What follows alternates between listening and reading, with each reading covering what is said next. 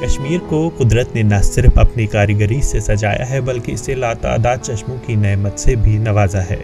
ताहम वेरी नाग चश्मा एक ऐसा मुनफरिद चश्मा है जो यहाँ के आबी वसाइल के लिए एक अहम शराकतदारी का हामिल है। जी हाँ, जिला अनंतनाग का तारीखी चश्मा वेरी नाग पीर पंजाल की खूबसूरत और सरसब्ज पहाड़ियों के दामन में वाक़ है। यह चश्मा न सिर्फ मजहबी और तारीखी एतबार से खुसूसी हैसियत रखता है बल्कि ये वादी कश्मीर के सबसे बड़े दरिया झेलम का मंबा माना जाता है। मौरिखीन के मुताबिक वेरी नाग का मफहूम वेरी इस इलाके का पुराना नाम था और नाग कश्मीरी ज़बान में कुदरती चश्मे को कहते हैं। झेलम जो कश्मीर के बीचों बीच गुजरता है उसका मंबा भी है, तो इसलिए इसकी बहुत बड़ी अहमियत है। लेकिन दूसरी तरीके से देखा जाए तो ये एक तीर्थ स्थापन था पहले ज़माने में, फिर ये चलता रहा। एक काफ़ी बड़ा इसमें यहाँ चश्मा था, ये काफ़ी जगह थी। तो फिर जब मुग़लों का दौर आया तो यहाँ पे जहांगीर बादशाह आए, तो उसके साथ उसकी बीवी नूरजहां थी। नूरजहां को ये जगह बहुत पसंद आई, तो उसने अपने शौहर से कहा कि जहांगीर से कि इसकी हम तामीर करें। तो इस पर काफ़ी तामीरात में काफ़ी खर्चा लगा है उस दौर में, और जो आज प्रेजेंट पोजीशन है इस चश्मे की तो वो वही है जो मुग़लों ने बनाई है। एक कोने से जो पानी बाहर निकलता है तो उसका काफ़ी फ्लो है। मुग़लों का एक ख़ास ये जगह थी, उनकी पसंदीदा जगह थी, ख़ासकर जब जो नूरजहां की ये पसंदीदा जगह थी।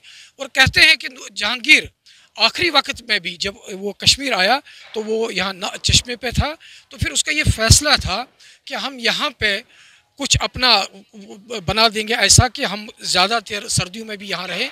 लेकिन वो काफ़ी बीमार हो गया तो जहांगीर को वापस जाना पड़ा। तो फिर जब जैसे कि जानते हैं हम कि मुग़ल रोड जिसको कहते हैं, तो उसके बीच उसकी डेथ हो गई है। इस चश्मे की तर्ज तामीर खास तरकीब और तरतीब से की गई है, जिससे सरसब्ज और शादाब पहाड़ का अक्स इस पर पड़ जाता है और चश्मे का पानी गहरे नीले रंग का नजर आता है। चश्मे के अंदर कई नायाब अक़साम की तैरती हुई मछलियाँ भी मौजूद है।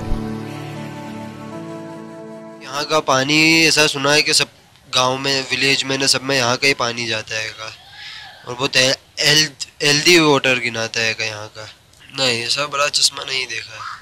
यहाँ का सब में बड़ा चश्मा यहाँ का ही देखा है जो वो वाटर जो जाता है ना, वहाँ यहाँ का बहुत टॉप है। यूँ लाइफ में वन टाइम तो आने जैसा ही है, यानी आना ही है यहाँ पर 1-2 बार। इसका मैंने सुना है कि कुछ जितना ज़्यादा ठंडी होता है दिसंबर में ये पानी गर्म हो जाता है, और जब गर्मी का सीज़न होता है मई में तो ये पानी ठंडा हो जाता है। इसकी ये कुछ खूबी है, ये मैंने सुना था यहाँ के लोगों से ही।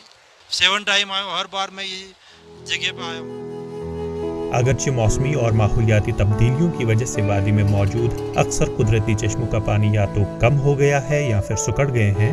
ताहम माना जाता है कि इस चश्मे की खास बात यह है कि सैकड़ों बरसों के बाद भी इसके बहाव में आज तक कोई कमी नहीं हुई है।